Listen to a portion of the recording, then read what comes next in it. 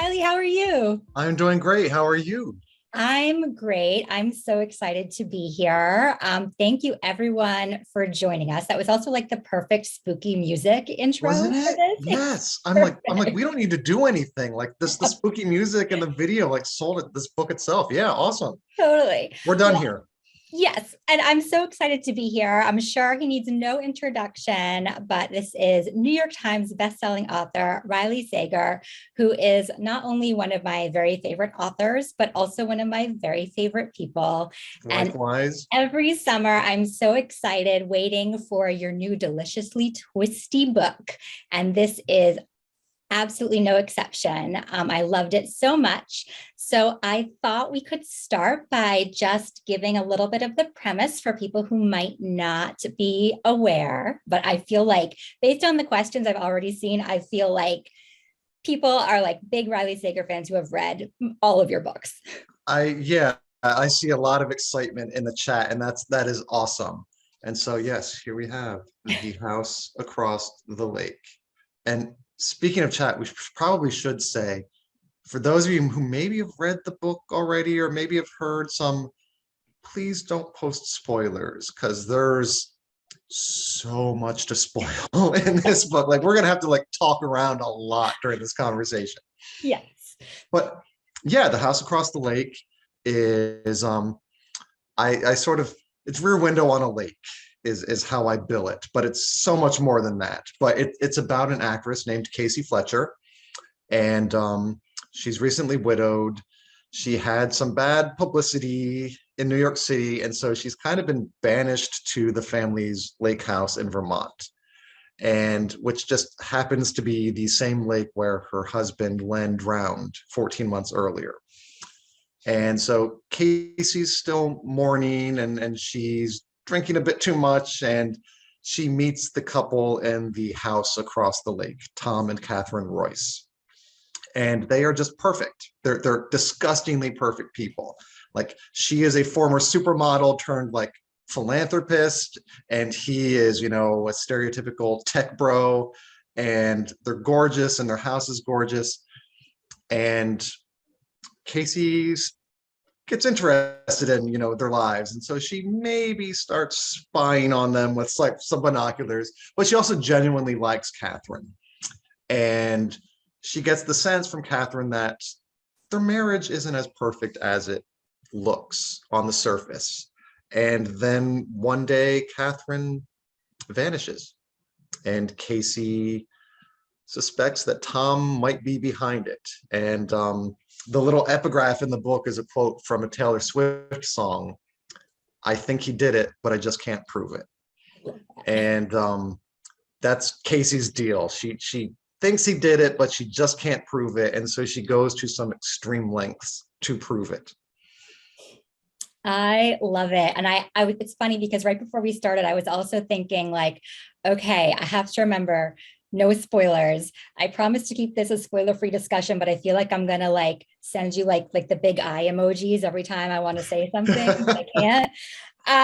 So I think that goes to something that I love about all of your books is I feel like when you start them or when you read the premise, you get this sense of I have a sense of maybe what like where this story is going, and then bam, like you kind of turn it on its head and subvert expectations, and it's such an exciting ride to follow along with as a reader.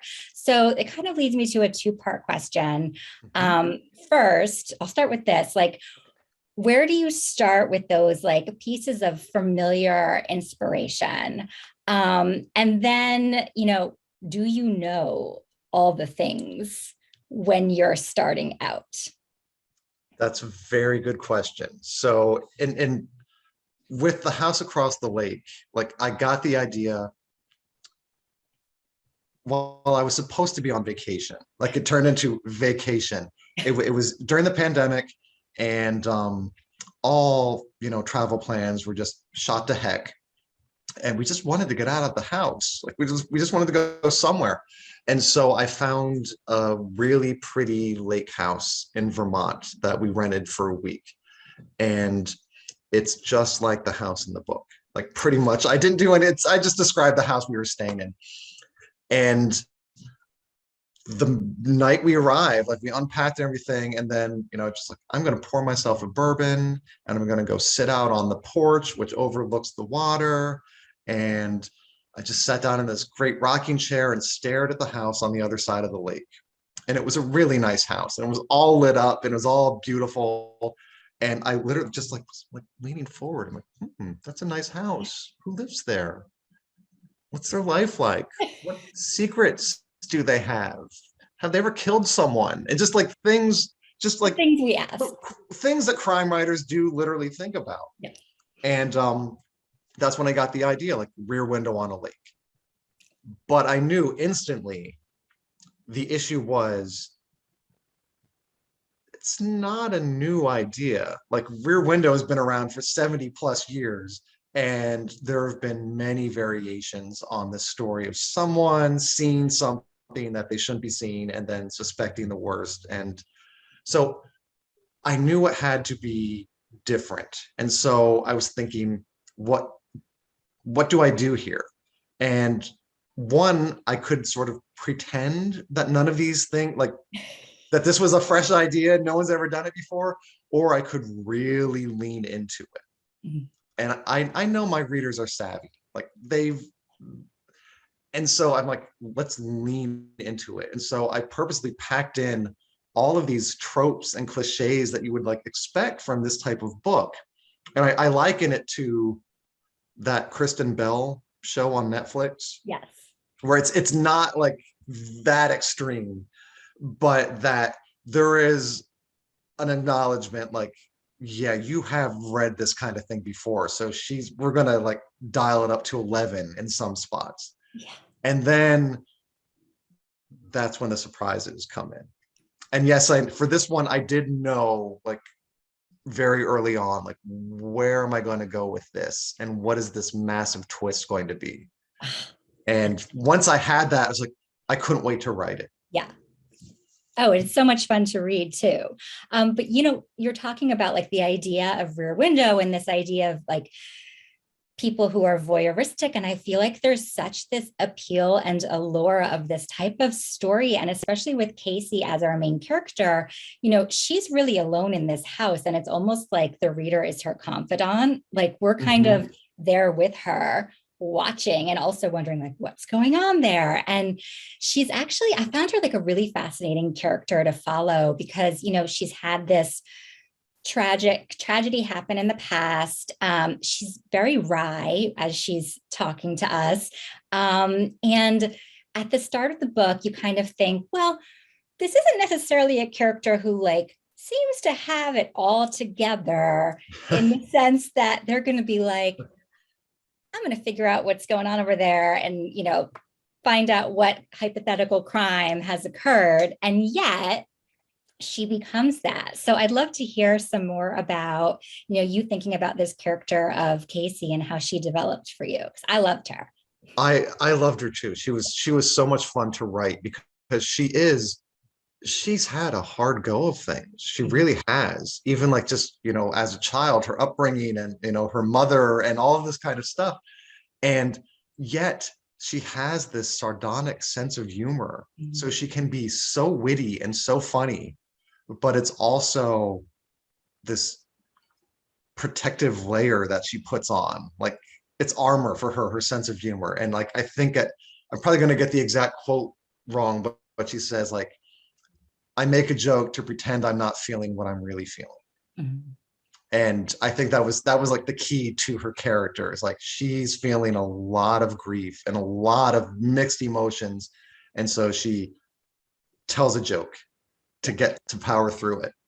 Yeah. And I made her an actress because I just thought it was a fun thing to have. Like she was known for her stage work. She's been in movies and TV, but she loves being on stage.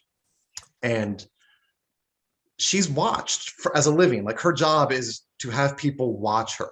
Mm-hmm. And so all of a sudden the tables are turned and she's watching people. And she even describes the house across the lake as lit like a stage set. And so I thought that was a nice ironic twist to have the woman who's always being observed to be the observer. And then you add an extra meta layer to it. She was in a stage thriller with a plot kind of similar to this book. And so she knows like she is being a cliche, and she knows like she's in like Rear Window. And she even uses Rear Window as like sort of a guide for her investigation, where she's like, okay, in Rear Window, they did this, so I'm going to do this as well. And so it added this wonderful context to it. I love that. And I do feel like that as a thriller writer too, sometimes like, you know, suddenly you're like wondering if you're started like the center of a mystery happening around you from, you know, every little thing, or like, this is what I would do in this situation because, you know, I've been through this with my characters. Or is that just me? No, I think it's all of us where Yeah. we're like, okay, and now if this really happened to us, we would do this. Right. So Yeah. we think, yes, yes. Which I think is also fascinating with thrillers because they're almost like these character pressure cookers, because we can all say like, this is what we think we would do. But then like these characters don't really have the luxury of time. It's very revealing of their character, which I find fascinating too. Yeah, it's so much fun to get into like these characters who are so damaged in so many ways, like because your characters are very similar to mine, where they're like there's stuff in their past and they're damaged, and they like try to move forward, and they get themselves into some tight zany situations, and it's a lot of fun, isn't it? It is. It is. And I think you have such incredible character development, which brings me to my next question, because I feel like you also develop your setting in a very similar way to a full character. I mean, the setting itself has a backstory, and, you know, different characters have different relationships with this lake and this town, and it changes over time. And, you know, at some point, as you're saying, like it's very idyllic. And then it turns very creepy. And there's a storm coming at one point too, which, you know, suddenly makes this place more isolated. So how do you go about, you know, creating those settings and allowing us to see them in, you know, both the positive light, but also like the very terrifying light? And also, will you ever be able to go back to that lake house and have it be peaceful? Or will you always like wonder what's happening across the lake and all the terrible things that might be occurring? I have gone back to that lake. You have. Literally exactly 1 year from the first visit, we went back, and that's where I finished the final edit on the That's book. amazing. So I finished the book on that porch Love it. at that lake. Yeah, it was this weird full circle moment, and it was wonderful. To create that place, it helped that I kind of was there. Like I based it in the lake we were at, and in the lake house we were staying in. And so I had this wonderful reference point to use, and I took so many pictures while I was there, like just every nook and cranny of the house, just so in case I needed something, like, okay, I need to describe a bedroom, so I'm going to use this one. And it just made it, I think, so much of a character to have like that knowledge. Yeah. And it was a very picturesque place to be, and I loved being there, and it was beautiful. But there was something a little bit sinister about it, because like it wasn't that big of a lake. In the book I sort of shrunk it down a little bit. Okay. So there are fewer houses, the lake is a little bit smaller, but this idea of you don't know what's under that water. Mm-hmm. Like, and you don't know how deep, like you see an ocean, you're like, okay, that's really deep. Right. But with a lake, you're like, you don't know. And so all types of things could be down there, or all types of things could be hidden. Yes. And one night I was out sitting on the porch. I couldn't sleep, so I was out sitting on the porch, and like there was just a wind was blowing over the lake, and it was just enough to make the water ripple and slap against the shore. And in the darkness, you really couldn't see anything, and it sounded like people trudging through the water like to the shore. And I was really freaking myself out, like thinking, just like, is there someone out there? Like, what is wrong? It was very unnerving. And so I tried to bring that sense of creepiness and beauty and Yeah. to the lake. And also Vermont is just gorgeous in October. And there's just like this little bite in the air, this little Halloweenish sort of nip in the air, which I love. The cold is coming. Yes. No, Mhm. I love it. And I love like, I do feel like, you write these settings of nature so well because I'm like this whenever I'm in nature. I'm like, it's beautiful. I love it. And then at night, everything, I'm like, what's that noise? What could it be? Yes. Right? Like, what am I imagining out there? And what if it is something? Yes. In the daytime, it's like nature is wonderful. And then at night, it's like nature could kill us. Right, right. And no one will hear me because I'm alone. Yes. No one will hear us scream. Yes. So I wanted to ask one more question and then go over to audience questions because we have so many incredible questions. And I have some of the ones from Advance already, but there's also a Q&A box here that I will try to go through as well. But I really wanted to kind of shout out without any spoilers. At the end of the Barnes and Noble version, you have, this exclusive content. And I loved this as a reader, kind of getting this like extra information, another side to things. And I wondered if you could share, like, how did you come to that decision of what you wanted to be able to share? Because most of the story is in first person. So we're seeing things just from Casey. So can you tell us a little bit about that as well? Yeah, when Barnes and Noble approached me about doing, some bonus content for an exclusive edition, I was like, yes. Like, what do I do? And then it very quickly, I was like, I think I need to do this, which is to show the story from the other side of the lake. So it's kind of like what Casey saw, but from a different point of view, and showing the ways in which she sort of misunderstood the situation, maybe. And we can't really say anything more, but it was a lot of fun to write too, because I loved writing this book, and I was actually sad when I was finished because I had so much fun. I was like, because sometimes writing isn't as fun as we hope it is. And so with this book, I'm like, I love this so much and I'm done and I'm so bummed now. So to get a chance to go back to the lake and revisit it a little bit was wonderful. Yeah, well, I had so much fun reading it, and I'm sure everyone else has as well. And from these questions, I know they have as well. So I'm going to just start and get through as many as I can. Let's go. Yeah. And the first one is from Jessica De Hoyos, who said, which novel has been the most fun for you to write, and which is your favorite? Well, this one was the most fun to write. I can't pick a favorite because they all happen, like Final Girls changed my life, Lock Every Door, I was very proud of because it was the really first time that I felt confident. It was like, this is the book I'm going to write and I'm going to do it. And I did it, and no muss, no fuss. Like, so each book is a different piece of my life. And so I can't really pick a favorite, but yeah, the House Across the Lake was so fun.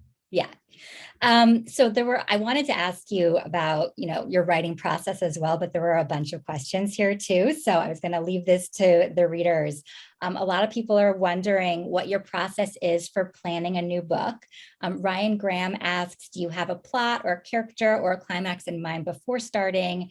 Do you do a detailed outline beforehand? I'm also fascinated by this, as like, I love hearing every writer's process and how everyone is kind of very different, but we all also different. Yeah, it's so strange. Mm-hmm. Yeah, for me, it usually starts with, in Hollywood, they call it the elevator pitch, which is like the sentence you would say to Steven Spielberg if you were ever in an elevator with him. And so in this case, it really was Rear Window on a Lake.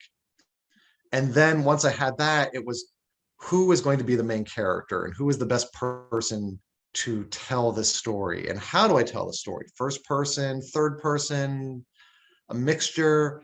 And then once I settle on that, then it becomes just plot specifics and like, okay, this is what I want the twist to be. How do I get there? And I do outline. I just go chapter by chapter and I just write down what happens, what must happen in each chapter, even to like red herring goes here, a clue goes here, character development here. And it evolves like during the actual writing process, but I do make sure I have like this very complete roadmap before I really start writing. So timing wise, then, does that outline take you like, I'm sure it shortens in the drafting period, but is that like a big chunk of the first draft process is like doing that outline and working it out in that much time? Yeah, it does. And I then I just I write like there's nothing magical in the way I do it. Like I have a program that I use where I say like, okay, I need to write 95,000 words in X amount of time, and it will break up how many words I need to write per day to meet that goal. And so most days I just sit down and write it. Like it just and for me, the real magic happens in the revising process. Yeah. And that's when you have this great foundation and then you make it better. Right. Right. No, that's great. I'm jealous of your ability to do that at the start. Okay, this is a question from Lily Dawes. It's a great question. How do you come up with mystery plots that include a relatively small cast of characters and still manage to have the ending be shocking to readers? Have you ever surprised yourself? Yes, there have been books where I'm like, oh, it's this person, I guess. Um, I like a small cast of characters because one, it's easier for the reader to keep track of them all. Like sometimes if there's too many, you start to get confused. You're like, okay, is this the person who's, or is it this one? So I like a nice core cast of characters, and then you can develop the relationships more and their characters more. And I think it adds to the surprise more because people start to, eliminate suspects as they go on. Like if there's, five or six people to be like, okay, it's like two, this one's not him, not her. So it has to be this person, and then you surprise them with something else. So that's fun. Right. Gets me every time. And like, I feel like as thriller readers, we're really looking for it. We're like, what's the twist going to be? What's the twist going to be? So I just love that. It's still, when it catches you off guard, it's so memorable. Well, thank you. Okay. So this is from Deborah Hicks. Was there a person or an event that sparked your interest in writing? And if so, what was it? Or who was that person? I think it was more books that I remember reading Charlie and the Chocolate Factory when I was 10, I believe. And it just changed my world. Like there's that one book where you're like, oh my gosh, this is amazing. And like all else disappears when you're reading it. And that made me think, wouldn't it be fun to do this for a living, to create stories and other worlds that other people can fall into? And then another big one was, And Then There Were None. Yeah. By Agatha Christie, where I did not know books like that existed until I read it and went, oh my gosh, people write books like this? How can I get in on this? So those two were biggies. I was just thinking I got my son's high school reading list, and then there were none is his summer reading. And I'm like, you're so lucky. You're so lucky to read it for the first time. Yes. Oh, I'm so jealous. Yes. Okay, so kind of in that same line, a question from Ruzika Raposo, who asks, what inspired you into writing horror books? That's interesting because one, I don't think I write horror books per se. I think I write thrillers that just have some horror elements, and that might be like just semantics. Like some people are like, yeah, that's a horror book, but I consider myself a thriller writer first, and then horror or elements person second. Yeah. But I've always loved spooky things. Yeah. Always spooky stuff. Like Berenstain Bears and the Spooky Old Tree was such a formative book for me, like in hindsight, where I just dug anything that was spooky or ghostly or scary. Yeah. Okay, so I did see a question along this line, so I'm going to jump to it. And I think it was about favorite scary movies, because they could kind of tell that you were a big scary movie person from your books. So do you have any favorite scary movies? Scary movies. Oh, that's from Amy Stanton. Yes. What's your favorite scary movie? My favorite scary movie, I don't know, it doesn't scare me anymore, but it certainly did when I think I saw it for the first time when I was 11. Jaws. Oh, yes. Yes. I don't think I set foot in the ocean in New Jersey in particular after Because seeing yes, that for a long time. Yes. I agree with that. Okay, so this is from Sasha Keller, who asks, how did writing this book compare to writing Survive the Night or even Final Girls? So do you find the oh, process very different too for each of your books? so different. Yeah. Yeah, because Survive the Night, I had the plot in mind when the pandemic hit. So I Mhm. hadn't fully started writing it. So to start a book when it was so insane, like you literally had no idea like what the next day was going to bring. I just remember like the world was suddenly like shutting down, and everything was scary and everything was uncertain, and it was so hard to concentrate. And yet I had to write a book. Yeah. And so that was very weird to do because I didn't want to. Like I just wanted to like kind of huddle in a corner and worry like everyone else. But it's like, nope, I've got to like sit down and write some stuff. And I talked to other authors who said it was a great distraction. Like Mhm. that work was a wonderful distraction for them. And it was weird for me. And somehow I got it done. And I'm not sure how really. So to go from that to writing this book based on this place where I'd been and I loved it there and had so much fun, and it was a whole different experience. Mhm. Do you find that like you could feel the difference of, writing during that time versus writing like this book kind of, not in those beginning months when everything was shut down as much too? Yeah. Yeah, there was everything. When everything is chaos, your writing tends to be chaos because Yeah. so when a happy life and a calm life breeds happy calm writing. Yeah. Yeah. Yes. Okay, I'm going to jump to the Q&A box because I see a question there that's similar to one that I was sent as well.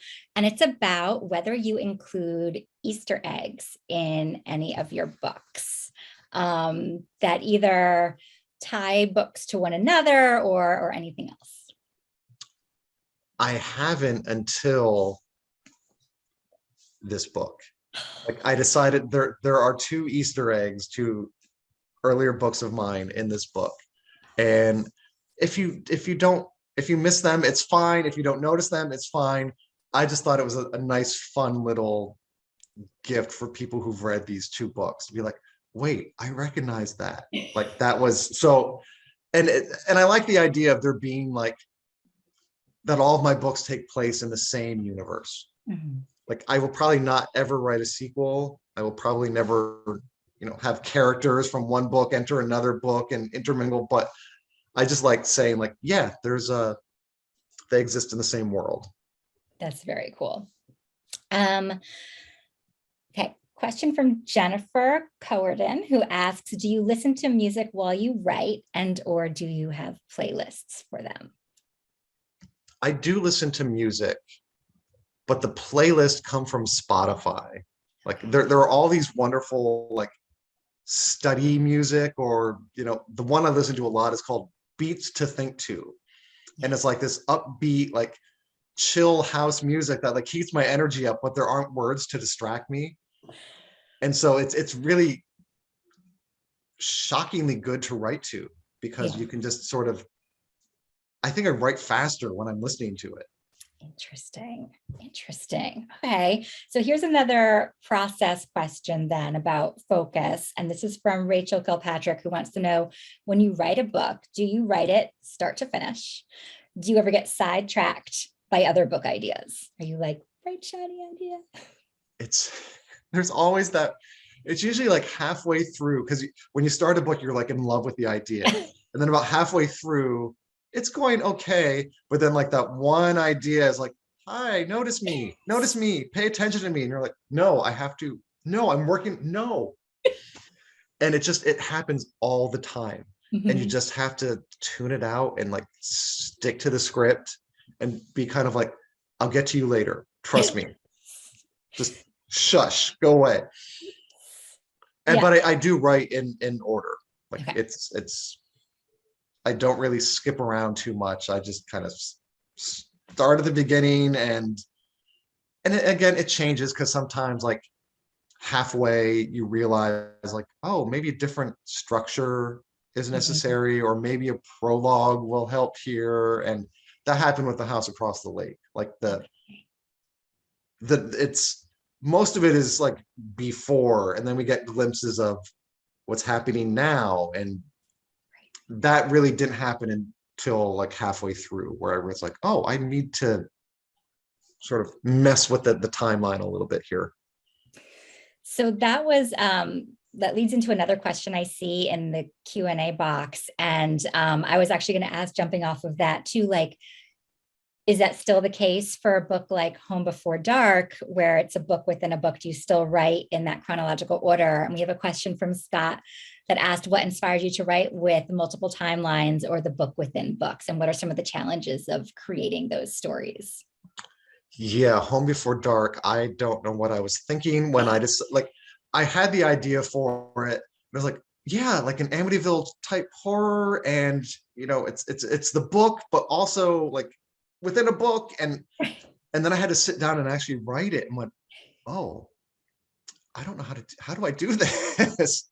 And so outlining came in super handy Mhm. because I wanted to have the book within a book always kind of be reflecting the events of that are currently taking place. And so I knew they all kind of needed to line up fairly neatly. And Mhm. so the outline was all done. And then I did write chronologically. So there were times when I was writing the dad's book within a book, and I'd finish that chapter, and then I would just instantly move on to Maggie's experience in the house 25 years later. That's fascinating. And I had a very limited time to write that book. Yeah. And so I don't know quite how I did it. I think it was like I just put the blinders on and I Fever just wrote dreams. as fast as I could. Yeah, because I had a deadline, and yeah. I love it. Okay, so Kate Fauster is asking, do you think you'll write another book inspired by a Hitchcock movie? She's a huge fan and feels like it's a match made in heaven. I'm a huge Hitchcock fan too. Maybe, yeah, I mean he's really, I think he's what all psychological thriller writers kind of aspire to, Mhm. because he has the psychological insight, and he has the suspense, and he has the twist. And but he's also done it so well that it's hard to kind of live up to that. Yeah. So there are some that I might tackle someday, where I might, and I don't want to like name a movie because then people will be like, oh, is this next one going to be? But yeah, there might be some other Hitchcock inspiration down the road. Cool. I'm excited. Okay, so that leads into a question from Bree Smith, who asks, would you ever write content for a different genre, do you think? Not a different genre. I think the closest I would get is I would love to write a middle grade Oh, yeah. book. Yeah, Yeah. because before Final Girls happened, I was working in a library. So I was working in the kids section of my local library, and it was a lot of fun. And if Final Girls hadn't worked out, I was planning on going back to school to become a children's librarian. Oh, And so I did get to read some middle grade scary books, and they were a lot of fun. And so I would love to write one day. yeah, I love, I mean, I feel like middle grade is also the time where people fall in love with reading for the first time. And their Yeah, imaginations are so huge at that moment. And yes. yeah, Ah, that's great. So here's a question from Anna Cobb that kind of talks about like the creative process. How do you develop your creativity? Do you find there's certain things that help you? Is it like a process over time? Do you find it still kind of changing? it always changes, and it's always different what inspires me. Like it's it's hard to like keep that level of inspiration and excitement up when you're spending a long time. Like a book, like how long does it take you to like finish a book? For me, it's probably 6 to 9 months Exactly the ish. same. Yep. Because Yep. we're on, the book a year schedule. And so we don't have the luxury of being able to spend like 2 or 3 years on something. So we have to like really compartmentalize. But that's about the normal time. And usually around like 5 months or so, you're like, okay, I'm still doing this. I'm still doing this. And like the excitement level does wear off a little bit. Yeah. So you have to find ways to get inspired. And so movies do that. And it doesn't necessarily have to be something related to what I'm working on, just any really good movie and just reading. Like I like to sometimes if I'm stuck, just grab a book from an author I love. Like there there there are two Megans I return to, Megan Abbott and a certain Megan Miranda, that you just like read a chapter and it just sort of like, yeah, this is how you do it. I'm the same. I get That so much that inspiration helps. from that. Yeah. Yeah. So speaking of that, I saw some questions about other authors that as a kid, who was your favorite author, and other authors that have inspired you as well, if you want to talk about kind of along your writing journey. Yeah. I was a big Agatha Christie fan. Like Mhm. in my school, it was really weird. Like in sixth grade, we all just started reading Agatha Christie, Interesting. and I have no idea why. Like it's because it's so we're like in small town Pennsylvania, and just all these sixth graders are like trading Agatha Christie books. And I love that. yeah, and so I remember reading The Murder of Roger Ackroyd, which has this just it might be like the most famous twist, like at the end. It's and just being like, what just happened in this book? And then I graduated quickly to Stephen King. Yeah. And so I read him probably I was probably too young to be reading him when I did, but like, I read Misery and just loved that, still might be my favorite. And like, I couldn't finish The Shining because I was so terrified. Like it was so good. And I still to this day I've not finished The Shining because like 13-year-old me was so terrified of it that he couldn't like, I hid the book. It was just like, I can't even look at it. Pet Cemetery was another one. So those were really big influences. And today, like, because I just was on book tour Mhm. and got to meet so many people in person, and I got asked a lot, like, who are you looking forward to reading, or who do you love? And I was just like, I can't wait to read The It Girl by Ruth Ware. Yes. I can't wait to read Things We Do in the Dark by Jennifer Hillier. Also on my list. And I am dying to read The Last to Vanish by Megan Miranda. Thank Like you. because I think our books are kind of similar in that they're very remote Yep. and creepy, and yeah, I'm very excited about it. Thank you. So this is a question kind of, I feel like not only do we have like, creepy remote settings, but also standalone. So here's a question from Jenna Lee, who asked, do you ever consider revisiting the lives of your character after the books? Not necessarily in another book, but, have you in any shape or form, or do you kind of like to leave them at the end of a story? I like to leave them at the end of the story. Like Okay. some people love writing series. I like the new challenge of world building and creating a whole new set of characters and a whole new location and playing in a new sandbox. That's so fun to me. So I really don't think I would revisit anything in a new book, unless, of course, it was like an exclusive edition. Barnes and Yeah. Noble's like, did you do something? And then I could happily write a chapter. But the only way I think a thing would be revisited is if it was adapted. Yeah. Like, and I have had like some of my books are in development for like limited series or TV, and I was having lunch with a producer, and they're like, I'll name the book, Last Time I Lied. So like that's in development. Who knows if anything will come of it, but and the producer asked me like, what if this happens, like, and there's a demand for it, what would a season 2 look like to you? Ooh, And so I did have an idea. I was like, oh, this would be interesting if we did this in season 2. that's But that's not a book that I would write. And so whenever I bring it up, I feel so bad. Like I'm teasing the audience, the readers, and just like yanking it away. oh, that's so, it would, the last time I lied would make such a good show. I could totally see that. Can you, there have been several questions about adaptations that might be in the works. Is there anything that you can share for any of the books? I can, and it's so fun because Yeah, some things are happening, and I don't know how much I can or cannot yeah, say. I do know that like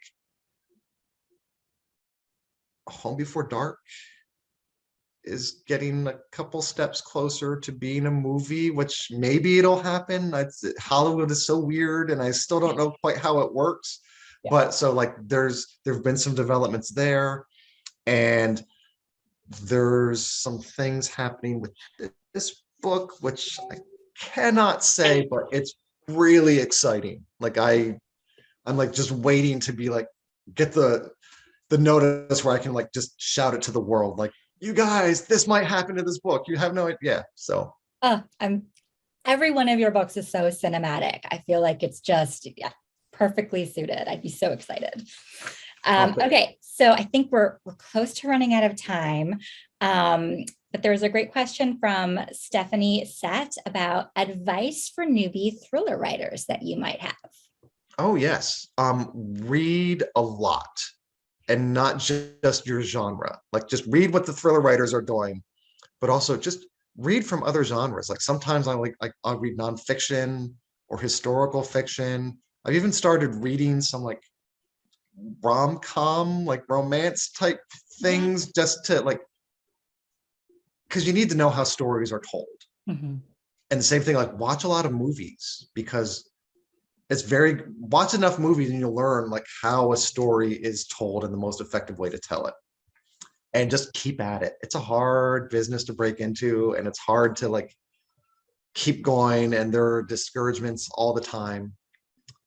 But That's great yeah, advice. I've seen a few questions about this, and I'm not sure how much you'd be able to say, but can you drop any hints about what you might be working on currently? I can't, Okay. because I still have, I'm, my deadline is the end of summer, and I have a lot of writing left to do. And I will get Yeah. it done. As my editor, who's probably watching this, I'm gonna get it done, Maya. I will. But I really can't say, because you don't want to give too much away in case things change. Yeah. And yeah, Yes, I could totally see that. but it's exciting. I'm excited about Oh, good. Okay, so I think we're about out of time. Thank you everyone for joining. This was a blast. I always have so much fun anytime I get to chat with Riley Sager, and I'll be first in line for your next book as well. A couple of reminders. I believe that for people who ordered the signed editions, those are going to, correct me if I'm wrong, Riley, those are coming out and they'll be shipped in the next. it. If And you ordered a signed exclusive edition with your ticket, they should be coming in 8 to 10 business days. And I think this might be my fault, because I wasn't able to sign them until Monday, because I was gone all last week yeah, everywhere. Yeah. yeah. So sorry if there's a delay. And if you want the exclusive edition, it's available at your local Barnes and Noble store or on bn.com. Yeah. Awesome. Well, thank you so much. Thank And you so much. I always love chatting with you. me too. Me too. And thank you for joining us, everyone. Like just, Yes. taking time out of your day to come see us. That's awesome. Thank you. All right. Bye. Bye, everyone.